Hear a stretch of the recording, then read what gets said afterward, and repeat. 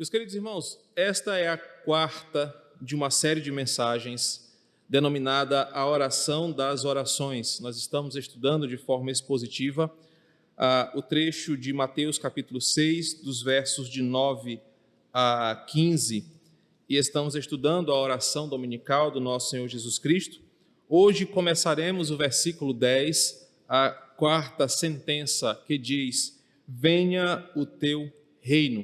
Então, você que está acompanhando a série de exposições, esta é a quarta mensagem.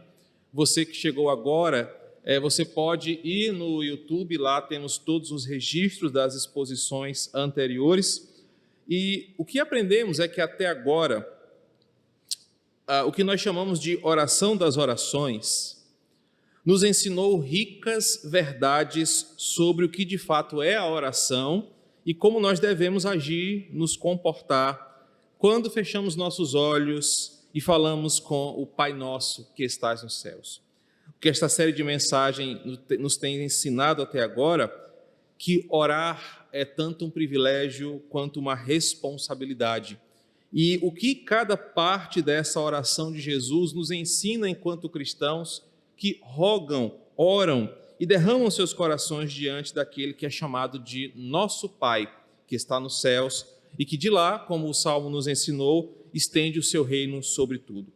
É verdade que orar é uma bênção, é um privilégio, mas tal privilégio, nós aprendemos isso quando estudamos o versículo 8, exige de nós um compromisso de coração. Não é qualquer pessoa que pode orar e crer que Deus vai respondê-lo. Não é qualquer pessoa que pode chegar-se a Deus como um pai. Aprendemos isso nas primeiras exposições aqui.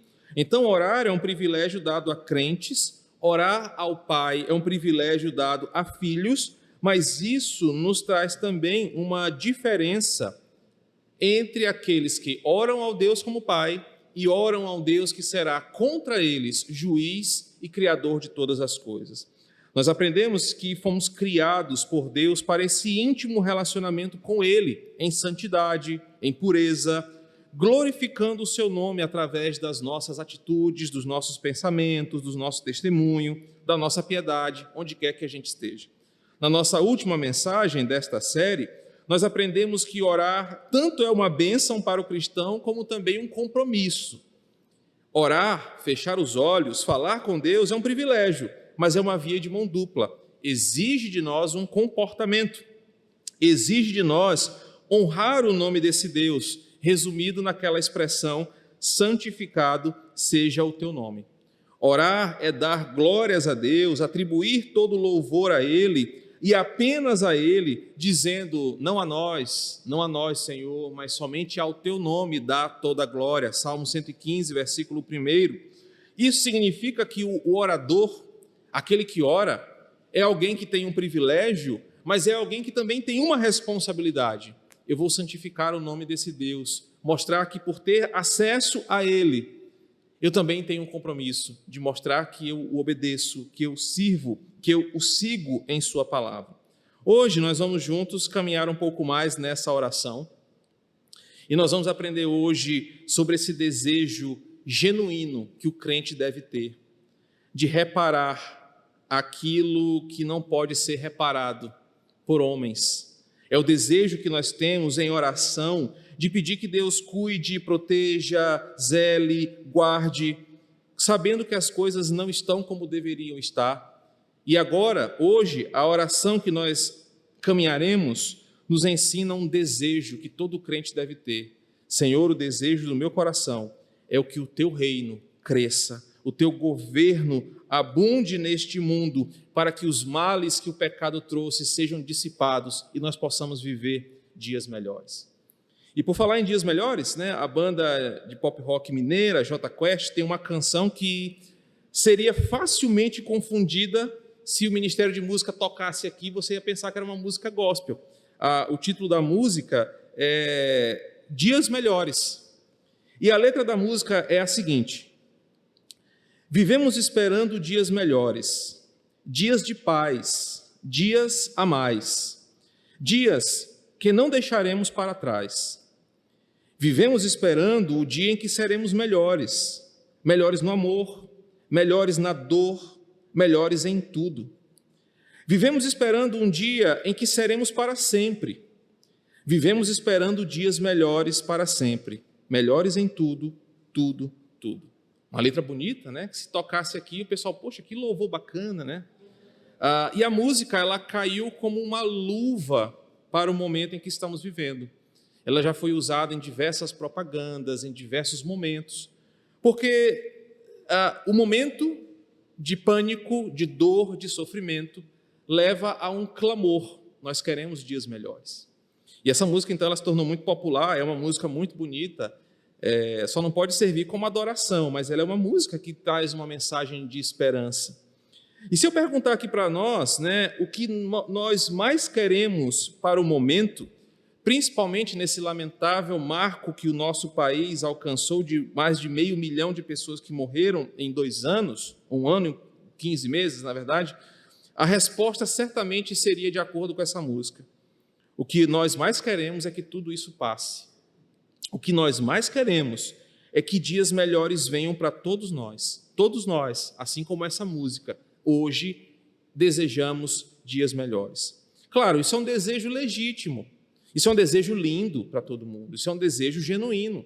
Quem não quer acordar amanhã e saber que tudo isso ficou para trás?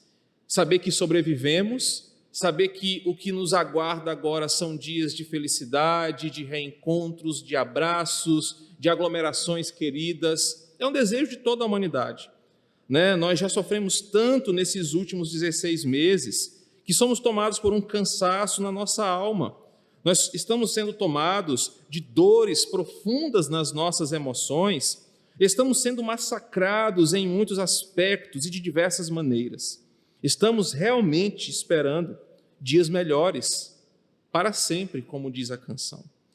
Mas eu preciso, como um bom cristão, destacar e perguntar, não olhando para a banda, mas olhando para a Escritura. O que realmente essa música está esperando? E se o que essa música deseja é o tipo de expectativa ou de deslumbre de dias melhores que a Bíblia me oferece. E o que eu quero chamar a sua atenção é que se a música nos leva a esperar e desejar dias melhores, e isso é um desejo lindo e fantástico para todos nós, o que significam esses dias melhores? O que é dia melhor para você, para mim, ou de acordo com a música ou de acordo com a Escritura? E essa noite, a oração de Jesus nos ensina isso, quando Jesus fala a expressão, venha o teu reino sobre nós. Jesus nos ensina, nesse trecho da oração, pedindo. Aqui começam as petições da nossa oração dominical. Jesus está pedindo, venha até nós o teu reino, ou manifeste o teu reino entre nós. Mas o que ele estava querendo nos ensinar? O que Jesus está pedindo com isso aqui? Em que orar, venha o teu reino, se compara com os dias melhores que tanto eu desejo?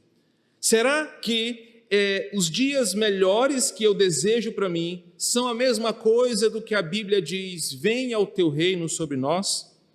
Eu preciso fazer um destaque inicial para você entender com profundidade a expressão de Jesus, venha o teu reino. Em primeiro lugar, eu preciso que você entenda o que é reinado de Deus e reino de Deus. Reinado de Deus significa que Deus é soberano, rei sobre todo o universo. Essa é uma máxima que os Salmos, as Escrituras, toda a Bíblia fala isso de forma incontestável. O reinado de Deus é um aspecto ligado à sua santidade, grandeza, providência, soberania e de forma inigualável. Ele pode ser comparado com qualquer outra coisa. O reinado de Deus é citado na Escritura para falar o seguinte: existe um soberano sobre todos os soberanos. Existe um que governa sobre todos e sobre tudo. E esse um que reina sobre todos em seu reinado celestial, ele não é abalável, ele não é transitório, ele não é falível, ele é eternamente Rei dos Reis e Senhor dos Senhores. Um certo pastor americano disse o seguinte: Deus soberanamente governa as vidas e feitos de todos os homens, inclusive daqueles que o desafiam em desobediência. O reinado de Deus está ligado a ele governar todas as criaturas e todos fazem aquilo que ele deseja que ele faça. Mesmo o pecador, quando o desobedece, o afronta, o desafia, ainda assim este pecador está debaixo do reinado de Deus. Mesmo quando pecadores, como eu e você, agimos de forma maldosa e pecaminosa, fazendo aquilo que desagrada a esse rei soberano, Deus usa, às vezes, o nosso pecado para fazer o seu propósito. Quer ver um exemplo disso?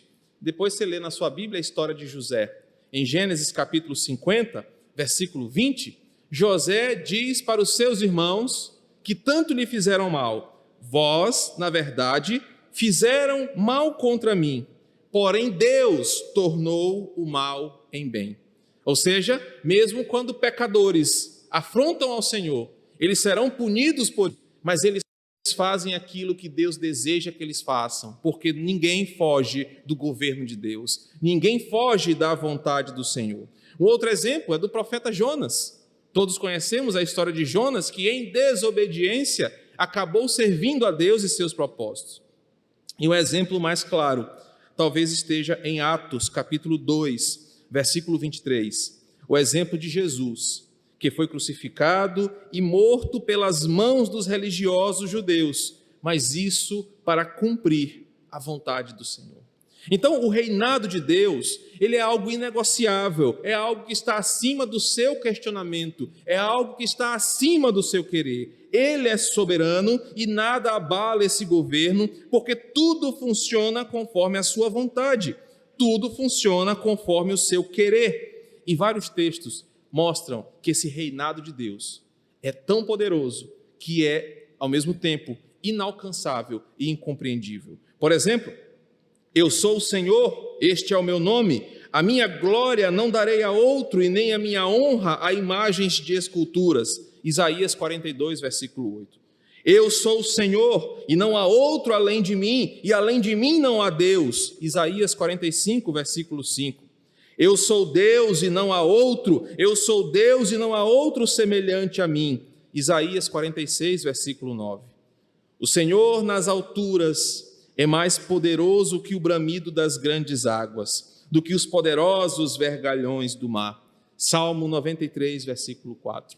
Esses textos nos ensinam que há um soberano Deus, inabalável, poderoso, eterno, de eternidade em eternidade, governando tudo conforme a sua vontade. Esse Deus está sentado em seu trono, que ele estabeleceu no céu, e de lá ele dá ordem para que toda a criação funcione, mesmo por vezes em desobediência. Entretanto, existe o conceito de reino de Deus. E, embora eu não consiga exaurir o tema aqui, eu quero falar para você que um bispo do quarto século, chamado Agostinho de Hipona, certa vez fez a seguinte comparação: assim como para quem não abre os olhos, a luz parece não existir, assim o reino de Deus não é visto por aqueles com que os olhos estão fechados pela incredulidade. E é interessante, às vezes Deus prega algumas peças comigo. Hoje eu sofro, herdei isso da minha mãe, talvez, de problemas de enxaqueca. É uma das coisas que impediu que eu fosse piloto de avião. Eu não tenho dinheiro para fazer o curso, mas também tem enxaqueca, não dá para fazer, não pode ser. E quem tem enxaqueca sabe que quando ela ataca, o que você menos suporta é qualquer claridade na sua vista. Então eu pego um pano e boto nos olhos e tem que ficar enquanto o remédio faz o efeito. O dia estava tremendamente claro hoje, parece que para me castigar o sol duplicou a sua iluminação hoje lá na minha casa. Mas eu botei tanto pano sobre a minha visão, tantos panos sobre os meus olhos, que eu não conseguia ver um pingo de luz. E Agostinho disse exatamente isso. Para quem está com os olhos fechados, no meu caso com muito pano, não importa se o sol estava a pino e iluminando até mesmo a nossa alma, mas para mim não existia luz. E o que Agostinho diz em relação ao reino de Deus é exatamente isso. Para aquelas pessoas que estão com incredulidade em seu coração, não é que o reino de Deus não exista, ele existe, mas elas não estão vendo porque estão cegas pela sua incredulidade. E a realidade bíblica é que, no princípio, havia o reino de Deus estabelecido a partir do Éden. Satanás, entretanto, a partir da queda original de Adão e Eva, tornou-se um parasita nesse reino. E dentro desse reino ele passou a contaminar os habitantes desse mundo, cegando-lhes o entendimento para ver o reino de Deus. Então Deus continua reinando sobre tudo, mas você e eu, tomados pela cegueira do nosso pecado, como que usando esses panos grossos para bloquear a visão de Deus, nós passamos a não acreditar que Deus é o rei sobre tudo. Então criamos ídolos, passamos a ser idólatras, passamos a criar esperança em governos, em políticos, em sistemas, em imagens de escultura.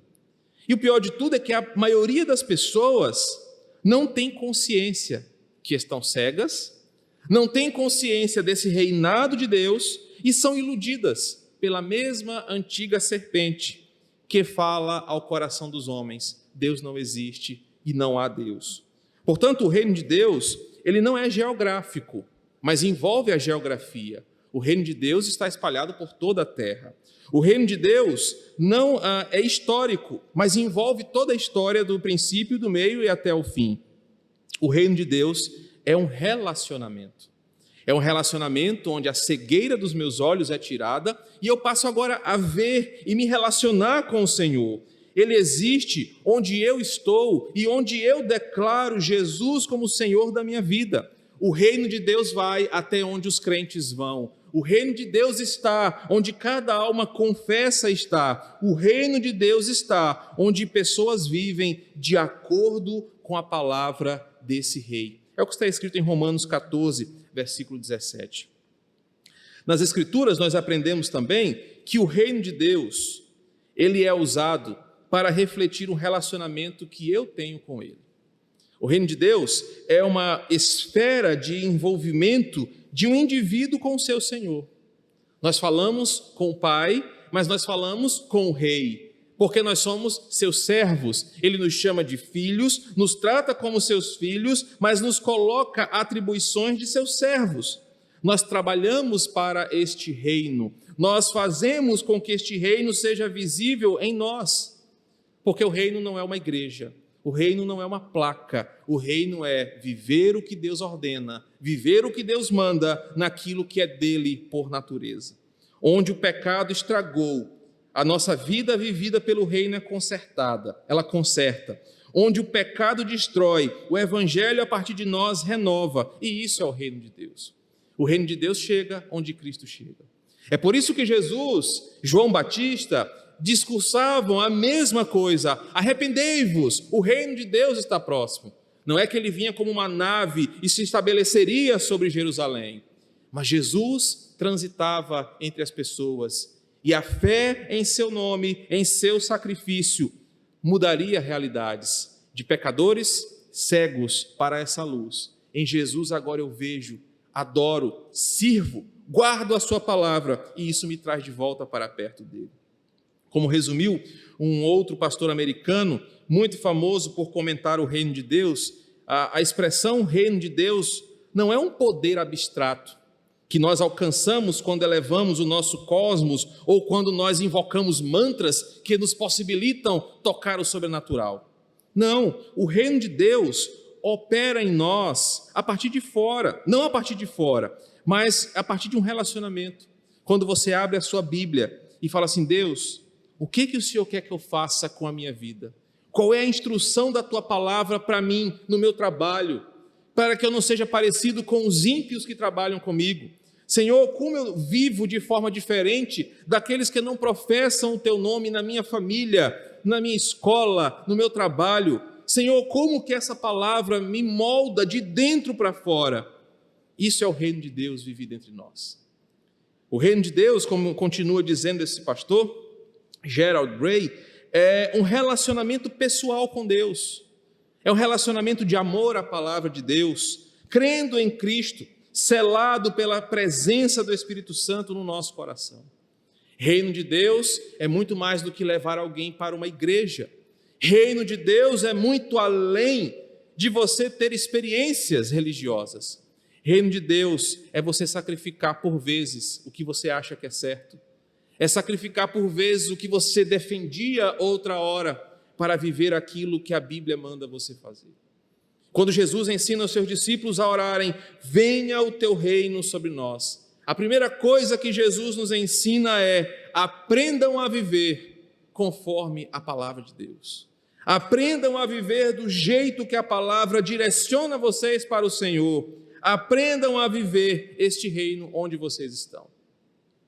O reino de Deus é apresentado aqui pela expressão que Jesus ora, ensinando os seus discípulos um compromisso que nós devemos ter. Todo aquele que tem o privilégio de orar. Grave bem essa frase hoje à noite, e se você gravar esta frase, a minha pregação alcançou o seu objetivo. Todo aquele que tem o privilégio de orar deve desejar viver esse reino, onde quer que esteja. Todo aquele que tem o privilégio de orar deve desejar viver este reino, onde quer que ele esteja. É uma via de mão dupla, onde você agora, por Cristo, tem acesso ao Pai, mas em contrapartida, você não faz a sua vontade como um menino mimado. Você não faz a sua vontade como aquele que acha que pode todas as coisas. Você é desafiado a viver o que a palavra diz e expandir esse reino. Não apenas como uma placa denominacional, não apenas como uma atitude eclesiástica, mas como um coração que diz: Senhor, eu sou teu servo e sirvo ao Senhor. Quando nós pensamos sobre venha o teu reino, eu devo então perguntar: Pastor Madison, como essa expressão ela vai ser aplicada amanhã de manhã? Quando eu começar a semana e logo cedo o chefe ligar, a mulher acordar de TPM estressada, é 011 me ligando, é a agiota ameaçando me sequestrar, é o padeiro que fez o pão e não ficou gostoso, é o leite que estragou. Pastor, como é que isso vai mudar a minha vida a partir de amanhã? Por que Jesus ensinou isso? Meus irmãos, em primeiro lugar, orar, venha o teu reino, responde aos anseios por dias melhores. E eu quero agora que você entenda por que eu comecei esta reflexão com a banda, a música do Jota Quest. Porque somente quando eu entender o que Jesus ensinou, venha o teu reino, o anseio que aqueles jovens cantam será respondido biblicamente.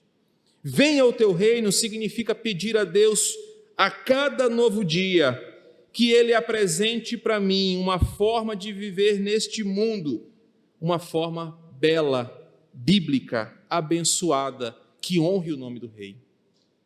Orar, venha o teu reino, significa pedir a Deus que a cada novo amanhecer, o mundo conheça o dia melhor que somente Ele pode dar.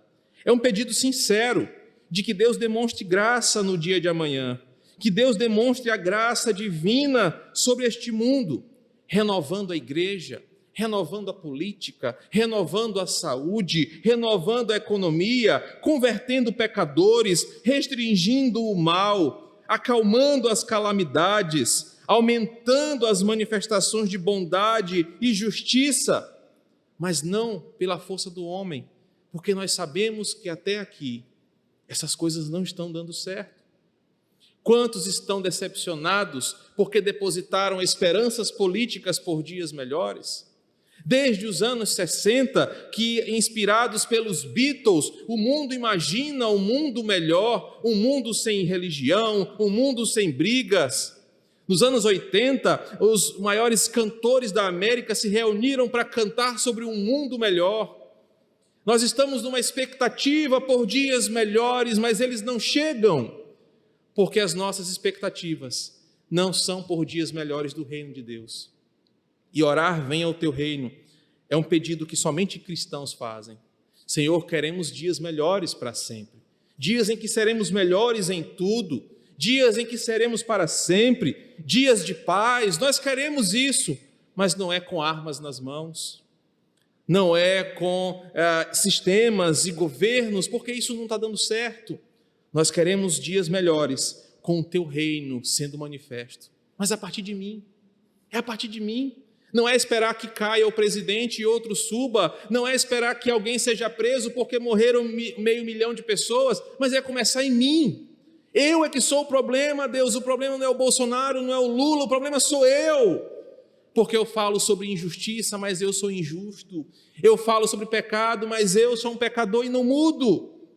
E orar, venha o teu reino, significa pedir que Deus derrame essa graça, que o evangelho chegue onde esse reino de Satanás parasitário está avançando. Significa dizer, Deus, eu quero dias melhores, mas dias melhores pela tua palavra. Em segundo lugar, orar, venha o teu reino, também é uma declaração por mudança de realidade. Amanhã você vai viver o reino, primeiro se você levanta-se da sua cama e diz, Senhor, que hoje eu viva um dia melhor pela tua palavra. E em segundo lugar, Senhor, eu quero a partir de hoje orar e fazer para que essa realidade que tem destruído a minha alegria, a esperança, que tem tirado a minha paz, que tem afastado o sorriso do meu rosto, mude, porque a minha alegria estará no Senhor. Minha alegria estará nos teus princípios, na tua palavra, como o Salmo 119 diz. Orar, venha o teu reino, mudará a sua vida amanhã, a minha vida amanhã, quando nós nos levantarmos e começarmos a viver o nosso dia, desejando dias melhores, sabendo que nós só faremos isso quando os joelhos se dobrarem ao Senhor. Não é quando pessoas mudarem de opiniões políticas, ideológicas, mas é quando saírem das trevas, tirarem as escamas dos seus olhos e conhecerem a lei do Senhor e como ela é o caminho para a humanidade. Em terceiro lugar, orar, venha o teu reino, é pedir que Deus cumpra a sua vontade na história, estabeleça o fim de todas as coisas. É um apelo de um coração sincero que sabe para onde vai. A música, depois acho que quem não conhece vai até querer escutar e vão até me chamar de herege. Olha, pastor, citou uma música mundana na pregação. Mas a música diz o seguinte, que nós queremos ser melhores em tudo, queremos viver para sempre. Nós queremos viver eternamente, é o pedido dessa música. O ponto é que justos e ímpios viverão para sempre. O problema é como viverão. E orar dias melhores, para mim e para você, será pedir, Deus, consuma a tua vontade. Traz fim a isso tudo. Vem, Jesus. Meus irmãos, e eu quero chamar a sua atenção para esse ponto em particular. Você quer dias melhores. Eu quero dias melhores. Mas para viver aqui? Para viver mais aqui nesse mundo? Será que nós temos tanta coragem de orar, Senhor, eu quero dias melhores, mas volta amanhã, acaba com isso aqui? Isso testa onde está preso o nosso coração. Meus irmãos, e como eu tenho visto que nós queremos dias melhores, mas é para continuar vivendo essa vida nossa aqui. Porque nós somos apegados a ela, porque nós só demos ela, é verdade, mas nós não conseguimos crer que dias melhores nunca serão aqui. Você pode amanhã acordar e a pandemia ter virado passado.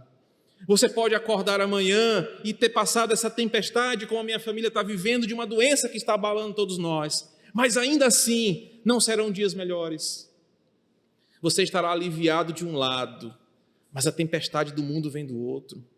Nós nunca teremos paz aqui, o nosso barquinho nunca estará longe das turbulentas ondas que batem no nosso casco. Dias melhores só acontecerão quando a trombeta tocar, quando Cristo aparecer entre as nuvens, quando o Senhor nos chamar para estar junto dele. Mas nós não oramos por isso. Quando foi a última vez que você dobrou o seu joelho sinceramente e disse, Senhor, acaba com isso, volta, Jesus? Nós não oramos assim. Nós sempre pedimos um dia a mais.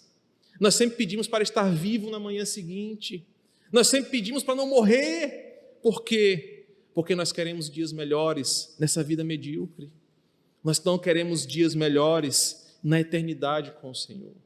Eu não estou dizendo para você desprezar a sua vida aqui, viver aqui é muito bom, é uma bênção, o próprio Deus escreveu isso em Eclesiastes. Viver aqui é bom, mas dias melhores jamais serão aqui. Os dias melhores que o J Quest canta só serão possíveis quando corações sinceros reconhecem que as coisas aqui não são a melhor porção da nossa vida. Corações sinceros que dizem: Deus, somente quando o teu reino vir, quando essa história acabar, é que vamos ter um final feliz.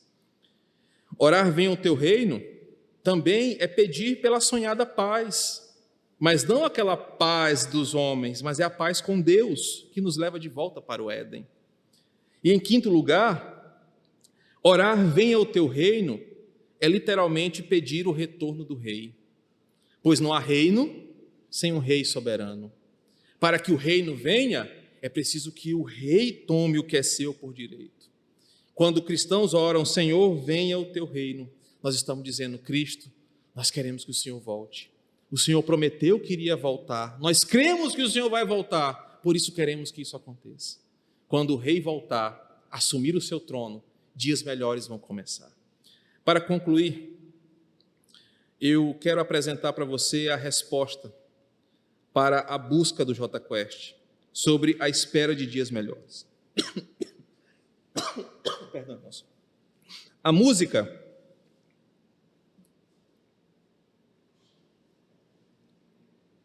espera aquilo que só será. Eu nem sei se essa água estava aqui de agora. Tu bebeu essa água aqui de manhã, Black? Ah, foi tu que botou? Obrigado. Depois que eu bebi aqui, eu pensei: meu Deus, que Black já babujou a água aqui, eu dei uma golada. Obrigado, Alan. O que essa música espera, o que essa música canta e o que Jesus ensina nessa porção da oração, só vai acontecer quando o reino de Deus for manifesto e vivido nos quatro cantos da terra. Mas, irmão, não espere que venham anjos do céu fazer isso, não. Jesus falou assim: vão, façam discípulos, preguem esse reino, batizem pessoas, falem sobre a minha verdade. Então, qual é a resposta para que dias melhores venham sobre nós?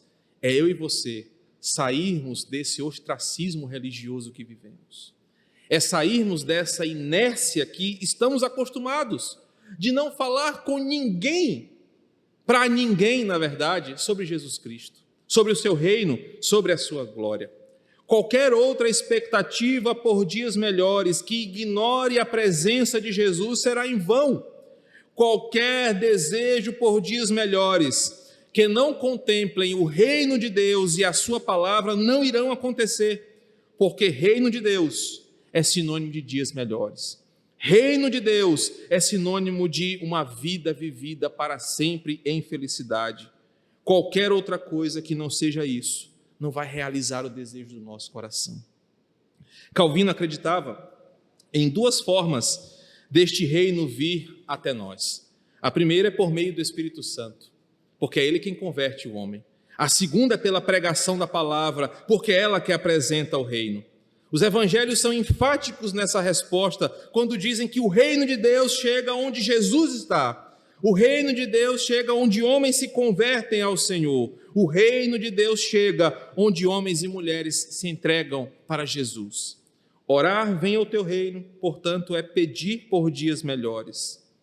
Dias que começam em mim, quando eu entrego o meu coração ao Senhor. É fazer de mim uma pessoa totalmente obediente ao Senhor. É fazer alguém que ama essa palavra e que quer levar essa palavra adiante. Orar venha o teu reino significa que Deus está nos ensinando que o que o nosso coração mais deseja só será possível se Cristo reinar sobre todos, sobre os homens, sobre os sistemas. Venha o teu reino significa: Deus, que a tua palavra mude a nossa realidade. Que o Senhor nos abençoe e que possamos orar por este reino entre nós. Vamos falar com o Senhor.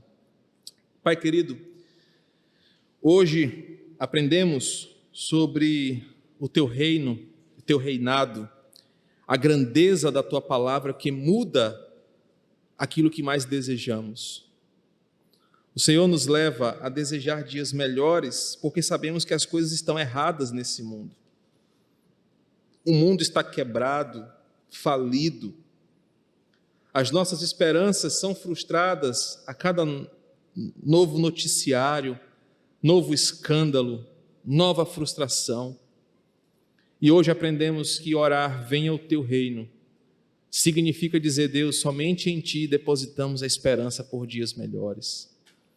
Mas isso fazemos, Senhor, quando nós, primeiramente, somos modelados por essa palavra, quando nós somos mudados por ela, e em segundo lugar, quando nós somos instrumentos de levar esta palavra onde quer que estejamos.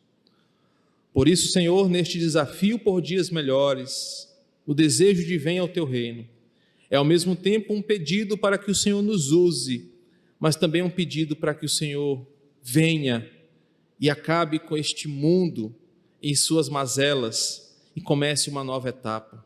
Para os teus filhos, um reino de eternidade e glória, de descanso, onde não haverá mais dor, luto, choro ou tristeza. Oramos pelo teu reino, pois sabemos que só quando ele se consumar, dias melhores viveremos para sempre. Deus, e crendo nessa verdade, nos submetemos a ti, que façamos a tua vontade e não a nossa, que façamos aquilo que a tua palavra ordena e não o que achamos que é correto, que possamos viver submissos ao Rei para glorificar o teu nome em tudo. E assim oramos em nome de Cristo.